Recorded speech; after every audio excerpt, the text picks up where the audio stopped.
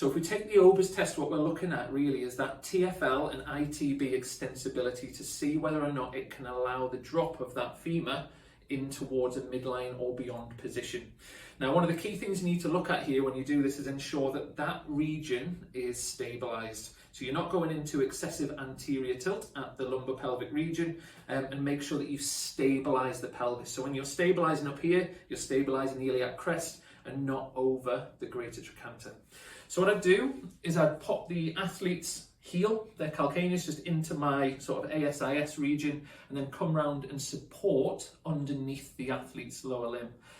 What I'm then going to do is use my index finger on the ASIS, and then I'm going to use my thumb onto the PSIS. So I'm going to take the hip towards neutral and potentially into as much extension as it can go before they start to get that tilt of that lumbopelvic region.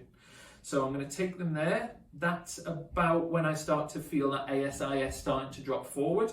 And then what I'm going to do is stabilize around that iliac crest. So I'm actually stabilizing and preventing any movement at all there, and then going into a squat position myself.